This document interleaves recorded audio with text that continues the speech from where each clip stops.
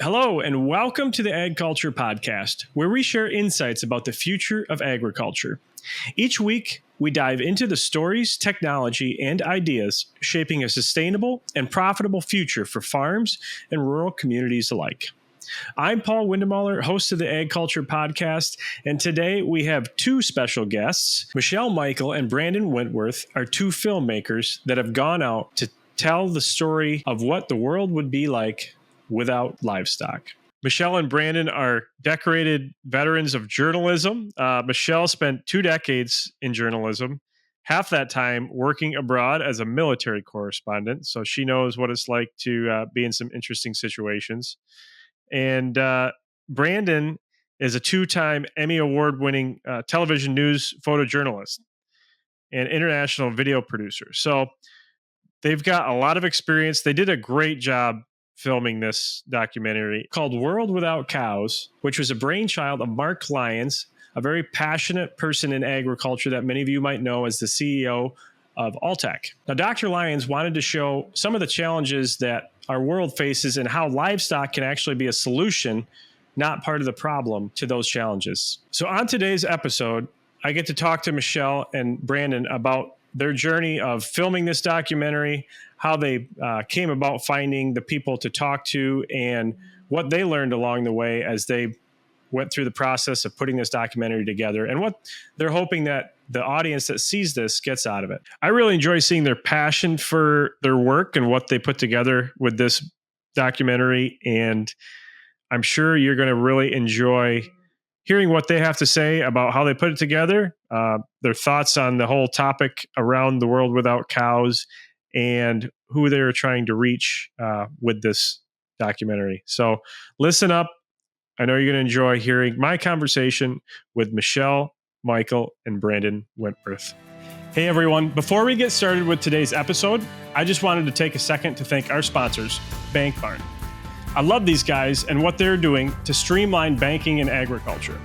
They're helping to connect farmers and lenders so that today's farmers have more options no matter the size of operation. Check out bankbarn.io to learn more.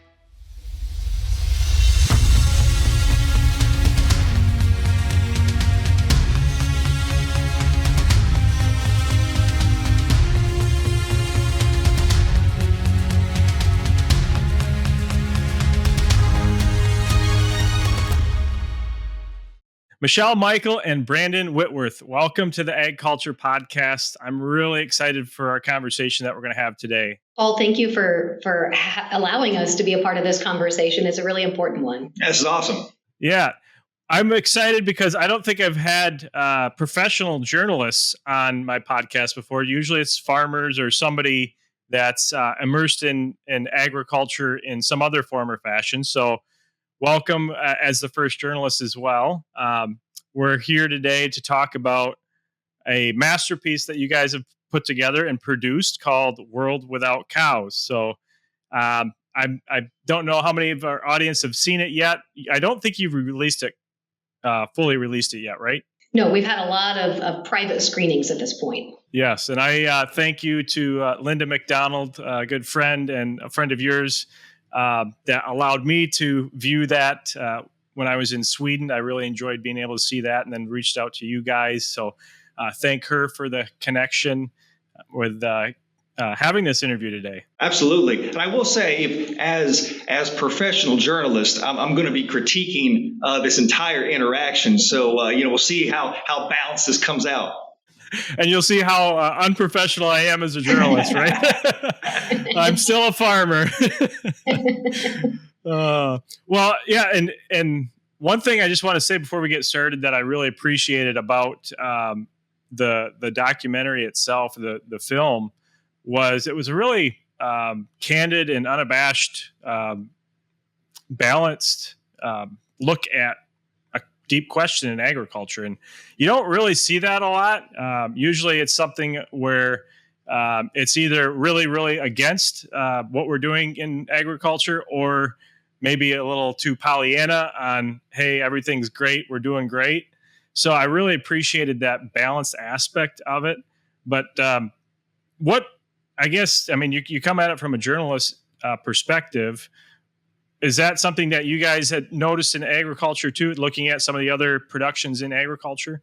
Yeah, I mean, when it comes right down to it, I think climate change is the story of our time. And I don't think it's a secret that increasingly, I think people have more and more of an interest in wanting to know, where their food comes from.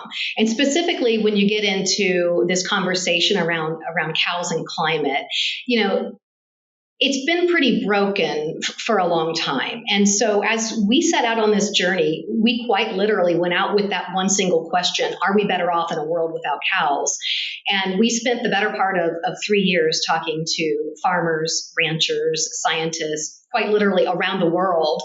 And it led us around the globe. And to tell that story, you have to understand it's not a binary story. It can't just be an argument that's a for or against argument. What we really need is a much, much deeper dialogue on this topic. Well, and on that, you talk about kind of journalistic approach and that perspective. That's something that has just, quite frankly, really annoyed me for years. Not just about content around agriculture, but just content that addresses any kind of controversial subject. It's one side yelling at the other side. You see it across all of politics, all kind of socioeconomic conversations, and I'm just tired of it. And we kind of pulled from our journalistic backgrounds, like, okay, if we want this conversation to matter, if we want it to matter inside agriculture, if we want it to matter outside, this can't only exist in an echo chamber, and we can't only yell at the other side. We've really got to bring all these perspectives together, come up with solutions, have these uncomfortable conversations that will ultimately, hopefully, lead us to a more positive path, future. Yeah, so it's a much more nuanced conversation than I think you typically hear. Yep, I would agree with that. And what was the catalyst for you guys to explore this question? Yeah, so Dr. Mark Lyons, the president and CEO of Alltech, is the person that commissioned this project. And he was really looking at that topic too, seeing this kind of unbalanced, broken nature of the way that we're having this conversation, and also realizing that, quite frankly, for decades, ag has done a pretty terrible job of telling its own story. And when you don't take ownership of your own story, you open the door to allow somebody else to tell that story for you. And when you do that, they're going to bring in their own perspectives, their own biases. And so he saw this as an opportunity not to tell a story about Alltech, but to tell a story about agriculture, and tell a story about these topics that really have meaningful and impactful implications around the world. And I think it's important to note that even though the film was commissioned by Dr. Mark Lyons, we had full editorial control. He believed in the power of our work so much. He gave us a budget and he said, go find the story. That's great to hear. I love seeing people that are really passionate about finding answers and finding them truthfully, right? Mm-hmm. So where did this take you? I mean, what aspects are presented in the film? Because when you look at, having a world with or without cows, it's not just an impact on a farmer or an impact on the consumer. What are all the different areas that you thought we really need to look in how this area of life or this area of the globe is going to be impacted by whether or not we have livestock agriculture? We started our research over COVID. So at that time, we were unable to travel. It gave us almost 6 to 8 months of time, quite literally just getting on the computer and talking to people around the world. And as we asked hundreds of different experts that one question, what does a world without cows look like to you? Really, the answers we were getting from them, they fell into basically 3 major themes, which are represented in the documentary. So the cows' impact on culture and economy, cows' impact on feeding the world, and then cows' impact on climate change. And so from there, that's what led us to each of the locations we went to. I think what really helped us coming again from that journalistic perspective is, unlike we're not farmers, didn't grow up on a farm. My parents didn't grow up on a farm. So it allowed us to ask some really stupid questions to really smart people to break it down for us on a level that we could understand, that we could hopefully, put a piece together for everybody to understand. So it was really that simple question of, what does a world without cows look like to you? And then from that, those three themes came to the top. Let's dig into those three areas a little deeper. I don't want to spoil the film for the audience, but I do want to dig into this a little bit deeper to see, what were some of the things that really came to the surface in each one of those areas. So let's start out with social impact. What does that look like? I think what's really interesting is understanding the perspective that 1 in 10 people, based on today's population, 1 in 10 people, that's 800 million people, rely on cows for their livelihood directly. And so, but what that means here in the States is different than what it means in a place like Africa and India. And so the cultural impacts of a group like the Maasai, so incredibly privileged to go visit them, to see how their entire world revolves around those cows. So the Maasai are nomadic herders. And we went to spend a fair amount of time with them in Kenya. And it was quite literally every aspect of their life revolved around this cow. If you took the cow away, the Maasai man says they're nothing. Nothing that they do in life exists without the cow. Whether it's a rite of passage, a marriage, or anything like that, it all has a cow attached to it. And there's no money. I mean, even using a cow as currency, money, it's a currency. It was fascinating. It was fascinating to spend time with him, to see the implications. And even we went to a small shareholder dairy farmer in Africa, and he said the same thing. There was tea farming in his remote village. And he said it would not be enough to sustain his family. So he had 3 or 4 kids. And just by the small number of cows, and I say small, I think he had 3 to 4 cows. Just with those cows, he's able to do everything. Send his kids to school, get them an education, get them health care. It quite literally just drove everything in his little community. There's a quote from a professor at the University of Hohenheim. They interviewed a Dr. Misak Chagunda, and he has a great line that really puts all this into perspective. He goes, removing a cow isn't about large groups of people and big populations. It's about individuals. He goes, you take a cow away from these families, and you've literally killed that family. And that sounds sometimes like hyperbole, but to go to these villages, to see the impact that 4 or 5 cows makes for an entire family. Again, it's a perspective that we don't have here in the States. When you think of, large farms and the cultural impact, economic impacts those make, but in these small villages, it is really incredible to see just how important these cows are to an individual. And then, not to jump ahead, I know you asked about each of the 3 separate areas, but I don't think we can have this conversation about the Maasai without also talking about climate change, because it was significant what we heard. We talked to many members of the tribe. While they don't know it as climate change, I asked the question, what about climate change? What is climate change? We don't know climate change. Well, when did you have rain last? It's been 3 or 4 years since this isn't normal. We don't. We can no longer find grass for our cows to eat. So even climate change is unraveling the nomadic way of life, and that's significant. You see that they don't know it as climate change, but they are feeling the impacts. What other ways outside of that nomadic lifestyle did you notice big socioeconomic impacts? Maybe in a Asian context, or even in a European or American context? Yeah, so the other big part that we get a lot of feedback on is we take you from Africa, we go to India. And again, I think those are some visuals and experience that maybe not a lot of people here in the Western side of the world really get. And so the idea that, so India is the world's largest producer and consumer of milk. And again, we go to these small villages where one of the largest dairy farmers tells us, he was like, a world without cows to us is a world without protein for a bulk of India, because a majority of them are Hindu and they're vegetarians. They still drink milk, and that milk for most of these people is the only animal source protein they get in a day.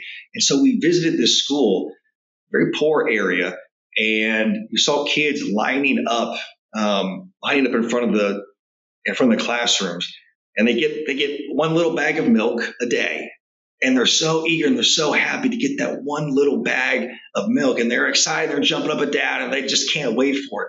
And the idea that, cows are evil, just get rid of cows. We can live in a world without cows. And you see, again, the practical implication of what that means to people around the world, to kids. You and I, we've got kids. Imagine looking at your daughter in the face and saying, "Oh, sorry, cows are bad. You can't have your milk anymore."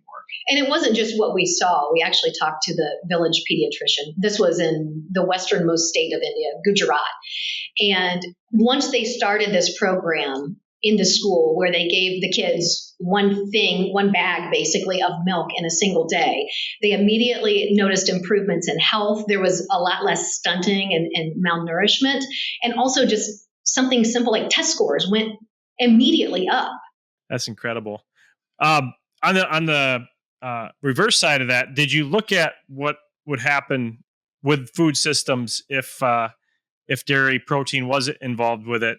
Would that be sustainable? Did you have that viewpoint shared in India or other places where people are saying, well, we could build a food system on a world without cows. It wouldn't be a problem. And people would say, right, get rid of the cows. We have enough land. We can grow crops to feed people, to feed you, to feed me. And I think two things. One, talking with Dr. Frank Mitlerner from UC Davis in California, fascinating when we learned actually how little land is suitable for growing crops that you and I can actually eat. I thought that was such a moment for me that a light bulb went on, and I went, is that really true? So then we heard about this place in the United Kingdom, and it's Rothamsted Research. It's very well known and pretty prestigious. It's a lot of scientists, and essentially what they're doing is trying to find ways to feed the world, because we're going to have this huge population by the year 2050. So what they did basically was take a plot of land, which would have traditionally been grazing land. So the land would have been only used to graze cows. And what they did is take all the cows off the land, and they didn't use any inputs either. So they didn't use any manure. They didn't use anything from an animal. And what they did was try to grow crops for humans to eat, stuff that you and I can consume. And what they found was, it failed miserably the first year. I can't remember. I think oats might have been the first thing they tried. The second year, a different crop, it also failed miserably.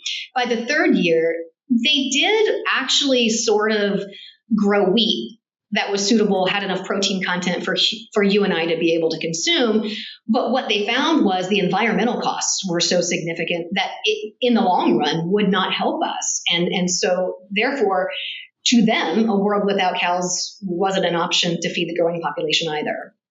Because it's this, when you talk about feeding the world, there's some really crazy stats in there that we hear from Jack Bobo that, so we're going to have a record population by the year 2050. We hear that like all over the place. 10 billion people by 2050. But what does that actually mean? According to Jack Bobo, he's quoting the former director of like the FAO, I think, that in the next 30 to 40 years, we got to produce as much food that was produced in the last 10,000 years of human history. A lot of food. Which is crazy. And so there's this idea of we don't eat cows, remove the cows, grow crops instead. You follow the science. Okay, can we convert that land? Yes, technically you can convert some of that land. But if you're interested about the impacts that doing that has on the land, on the environment, you start realizing, okay, I guess it's not as simple as just pull the cows, plant some corn. And I think a lot of the consumer mindset, and even some of the science community that's not around agriculture, just does not realize how intertwined all of the systems are. All of these ruminants roaming the plains of America before humans were here. There was a reason for it, right? And it was a great system, and it worked very well. And that's a system that shows ruminants.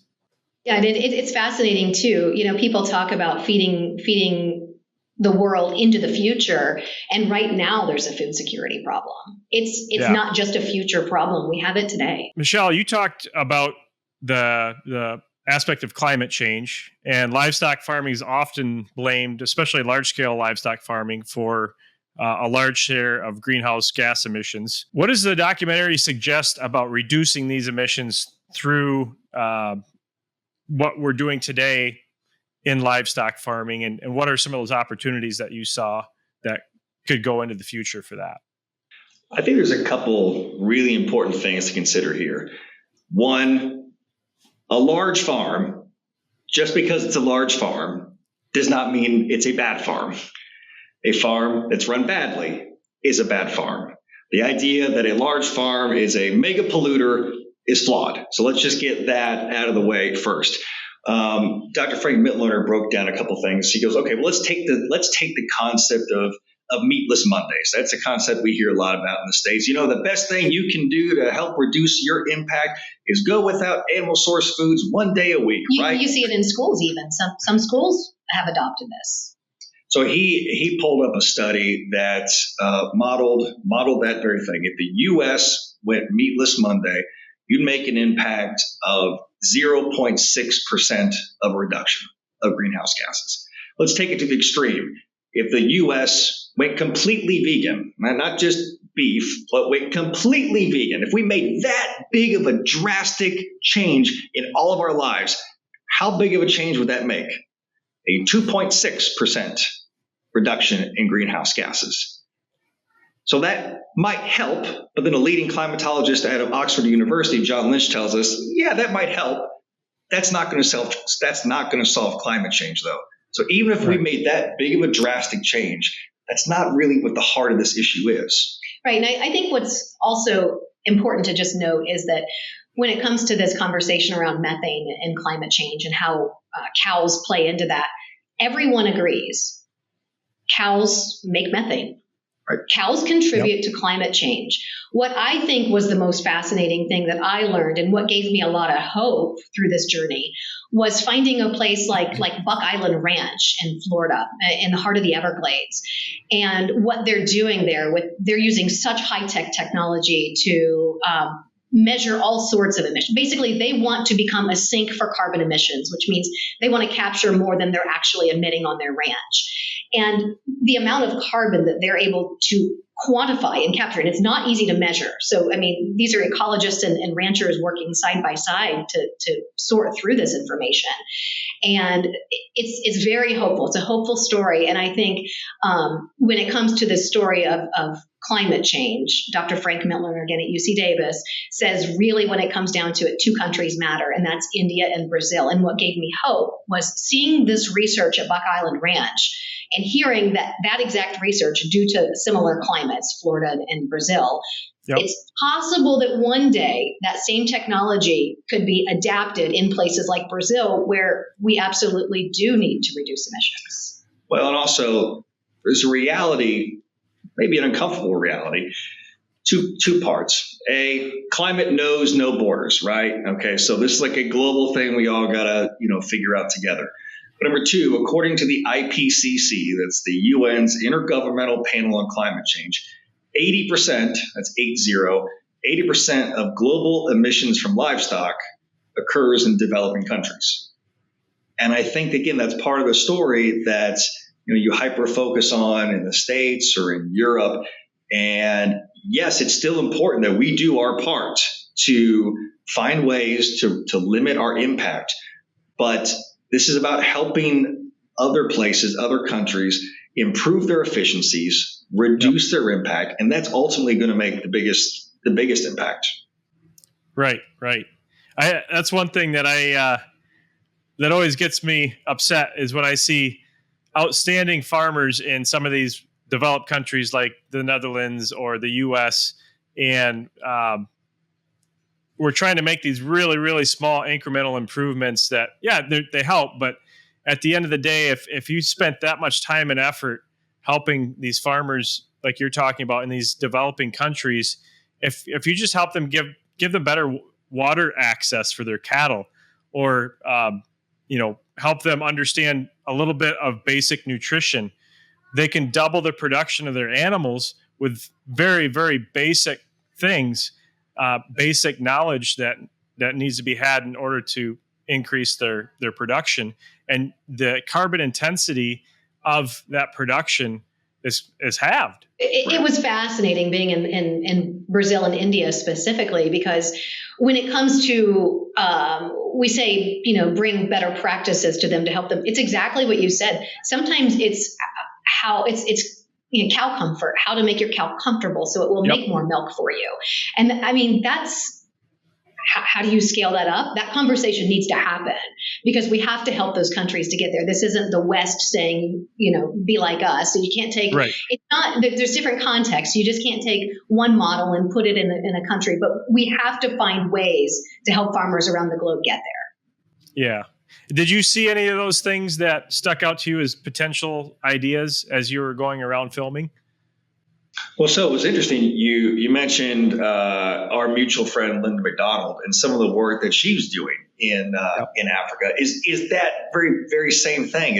It's not like a technology issue. It's like a knowledge transfer issue, right? It's helping educate these farmers that have 3, 4, 5 cows but are extremely inefficient. But it's those basic things, whether they have a bit of land and it's that pasture management, maybe it's cow comfort, maybe it's just giving the cow enough room to turn around, to lay down. It's such a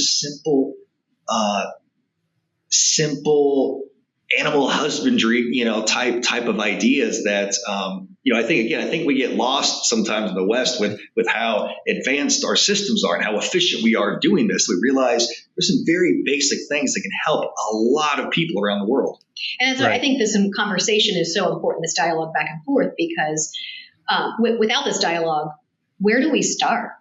Right? I mean, it's a big task. We have to start somewhere.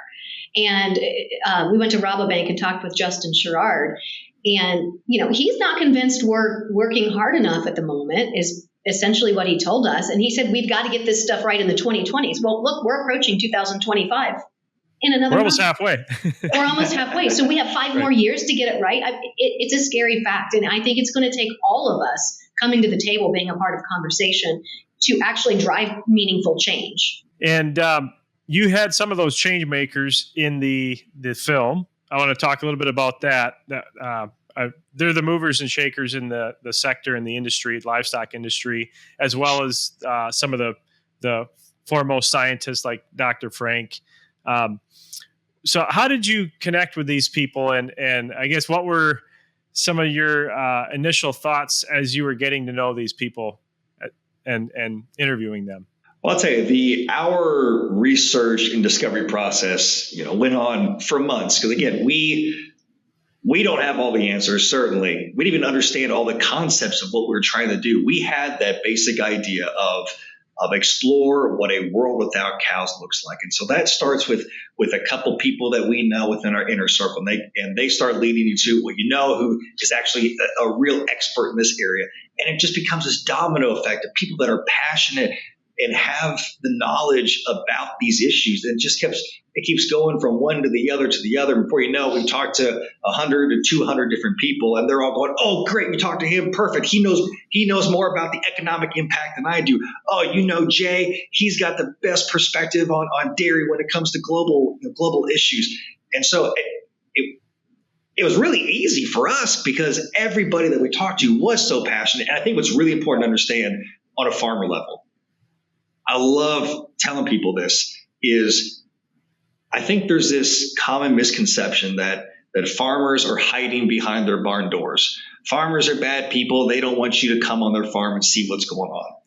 That's been so far from what our experience has been prior to this and doing this documentary. Every single farmer we reached out to was overly excited and eager to take part in this. They wanted to open up their farms to us. They wanted to help tell this story. They wanted people to know that they were passionate about these issues. That's true.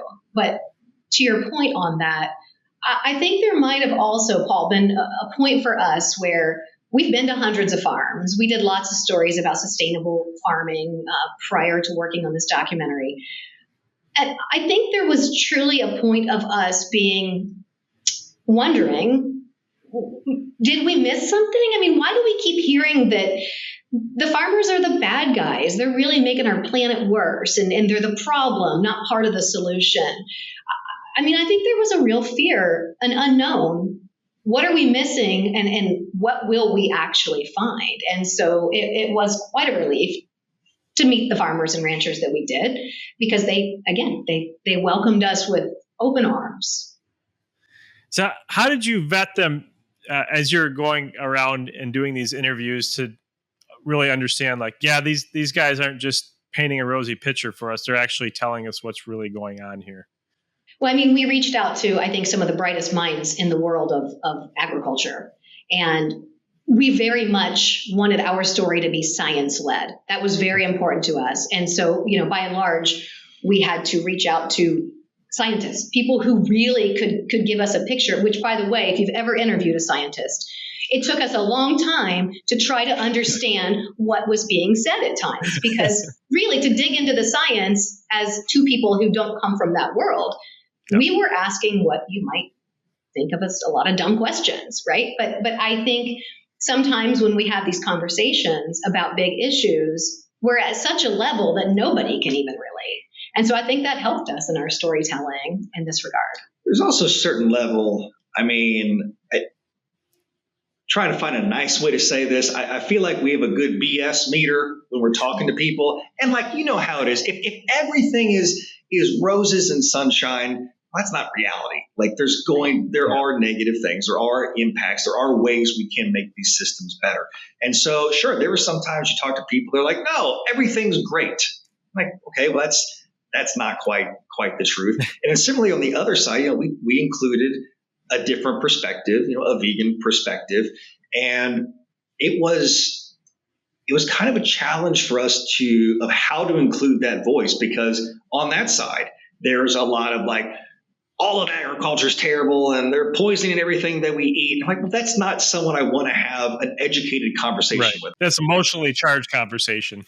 Right. And so what we really appreciated about Greg is, even though, my personal thoughts on it may not exactly align, he was willing to have, a thoughtful, kind, educated conversation about what he felt the facts were. And so then you put all those together, you have that nuanced conversation of why these certain perspectives are out there. And that's why I think we came out with this kind of nice, balanced, kind of centrist way of having this conversation that often doesn't happen. I think it was also important to go to many different types of farms, right? Like we didn't go to just regenerative ag. We didn't go to just small scale like what we saw in Kenya. We went to the big feedlots. We went to the very diverse locations that we went to for a reason, because the context of cows around the world it's different everywhere. That's the reality. Exactly. And how many locations did you guys visit? How many people did you talk to through this whole process? I know you said you've been all over the place and you spent a lot of time talking. Hundreds. So we went to Kenya, we went to India, we went to Brazil, we were all over the United States, we were in the United Kingdom, we were in the Netherlands, we were in Germany. No, the easy way to say it was 5 continents, I don't know, a dozen or so countries. I have to say, tens of thousands. I've shot pictures of tens of thousands of animals at this point for this project alone. Sometimes we get the question of how many hours of footage do you have? And as a media person yourself, you'll understand this is we didn't really measure in terms of hours. It was like how many terabytes we came back with. It was just hard drives full of terabytes. And so the project itself was huge, it was massive.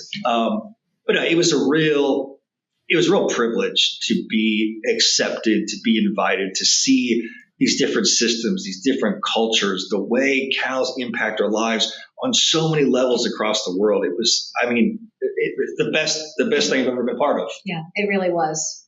Do you have any interesting stories to share of while you were shooting it, some of the challenges that you ran into logistically or maybe safety-wise?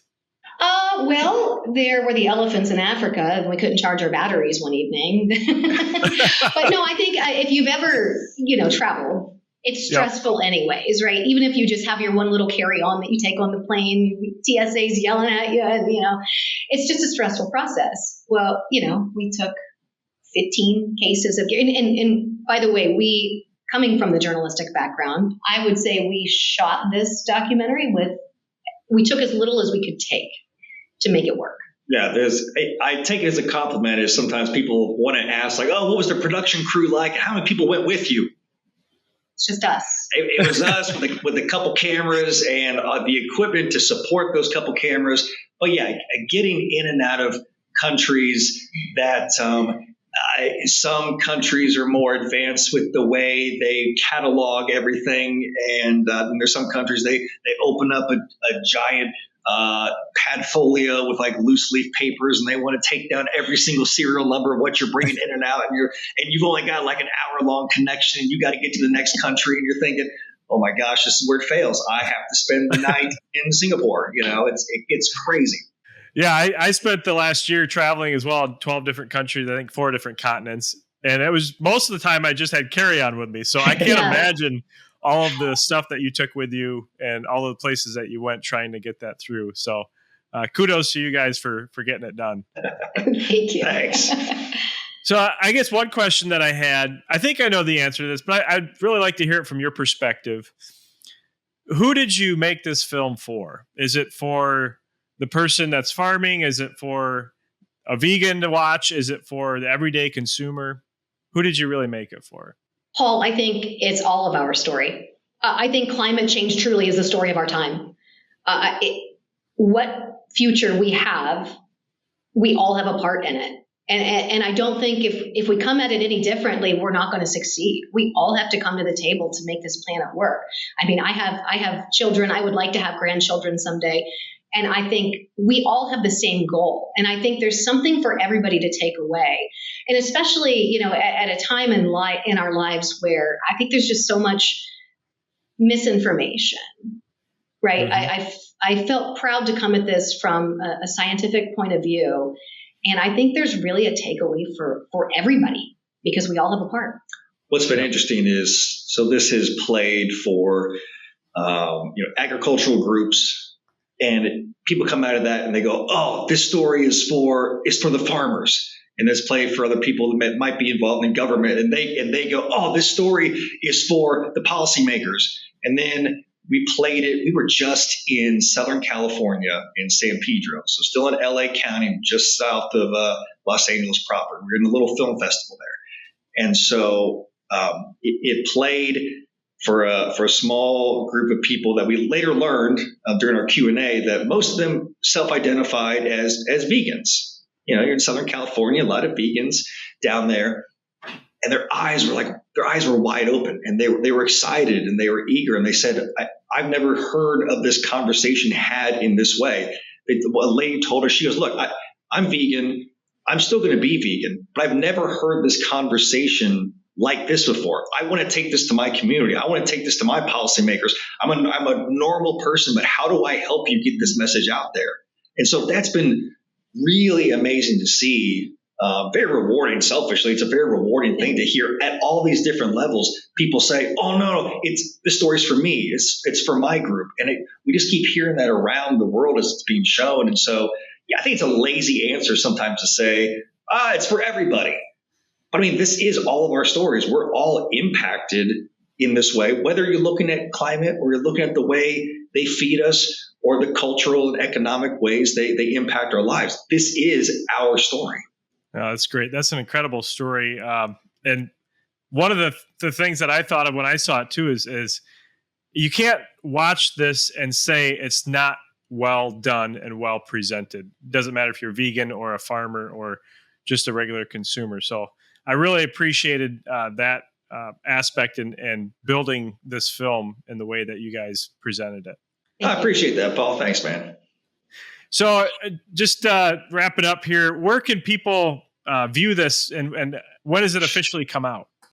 That's the big question. We are doing a lot of private screenings right now. We're going through the film festival circuit as well. And we are in talks with hopefully eventually a large streamer. Awesome.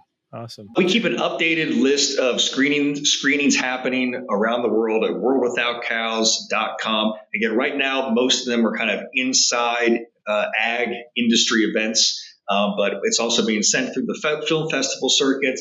Like Michelle said, we are in active talks right now with a lot of LA-based companies for wider distribution And again, that's kind of our goal. I would love to see this on a major streamer, because that's the question that we get after a lot of these screenings. It was, I love this. Where can I show my friend, my father? And that's kind of that answer we're looking for, is a platform that this can exist on so a wider audience can view it. Exactly. And we didn't produce this, for the industry. We wanted this to be a conversation starter. And so far that has proven to be true. So we're really proud of that aspect of it as well. Well, great. One thing I really loved about it was, I think there's 4 past AgCulture Podcast guests that you guys present in the film. Linda McDonald, Jay Waldvogel, Donald Moore, and Gabe Brown. So it was great to see them in there. Great people, very big hearts for the industry, and also very honest in their take on things. So I enjoyed that part. But again, Michelle and Brandon, thank you so much for being here today on the AgCulture Podcast. Anything else that you want to say to the audience before you head out? Well, yeah, you can find it at worldwithoutcows.com. That website is really a continuation of this conversation. If the movie ends and you do nothing, then we've kind of failed. The website is there to help as a tool with much more information. Sometimes people ask us, why didn't you talk about these other 4 topics? That website is really designed to continue these conversations, to talk about these topics in a more in-depth fashion that you can't do in an hour and a half long movie like this. But, we're both online at all the platforms. I'm at... Who am I? I'm at Ag Storyteller. That's how much I care about self-promotion, right? I don't even know what I am. I'm at the Ag Storyteller. And I am at Farm Filmmaker. And, also on that website, you can request screenings. I think that's important too, okay. Right? And we're doing a lot of private screenings right now. And the link is right there. If you're interested in a screening, please reach out. We're actively going through those lists that continue to grow by the day.